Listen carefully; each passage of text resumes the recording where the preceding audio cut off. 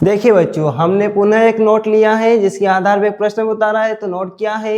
Note है कि किसी बहुभुज की भुजाओं की संख्या बराबर क्या होता है? 360 डिग्री बटे कोण की माप। ये कब यूज करेंगे? जब हमें भुजाओं की संख्या ज्ञात करना होगी।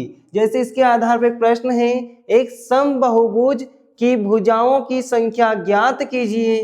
भुजाओं की संख्या ज्ञात कीजिए जिसके प्रत्येक बाह्य कोण का माप 45 डिग्री है। तो ये कैसे हल करेंगे?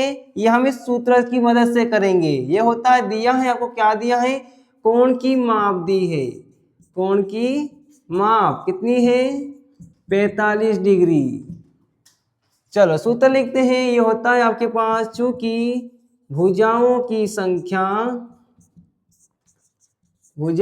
संख्या बराबर होगा 360 डिग्री बटे में कोण की माप।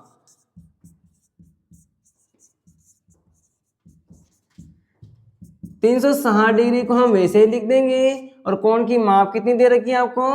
45 दे रखी है। इसको हल करेंगे तो इसे 9 से डिवाइड करो, 9 से भाग लगाओ इसको, 9 पंजे 45 और 9 चौक 36। जीरो में भाग नहीं जाएगा तो भाग नहीं उसकी शून्य। 5 एकम 5 और 5 40। इस प्रकार से 8 भुजाओं की संख्या होगी। ठीक है,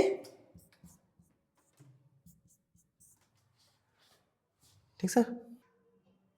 एक बार फिर से इस प्रश्न का रिवीजन कर लेते हैं।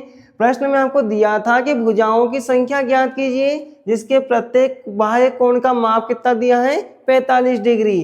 तो कोण की माप हमने लिख दिया 45 डिग्री और सूत्र है हमारा भुजाओं की संख्या बराबर कितना होता है? 360 डिग्री बटे कोण की माप। इस सूत्र के बिना तुम हल नहीं कर सकते, इसे तो आपको याद करना ही होगा, इसे लिखना ही पड़ेगा। तो भुजाओं की संख्या बराबर 360 बटे 45। जब इसमें हमने 9 से भाग लगाया तो 9 पंजे 45, 5 बार भाग गया। जब इसमें 9 से भाग लगाया तो 9 चौक 36 और जीरो में भाग नहीं जाएगा, इस जीरो में भाग नहीं गया तो भाग नहीं गई, उसकी शून्य लगा दी हमने। फिर 5 से भाग लगाया तो 5 एकम 5 और 5 40। इस प्रकार से हमने भुजाओं की संख्या कितनी निकाली है? 8।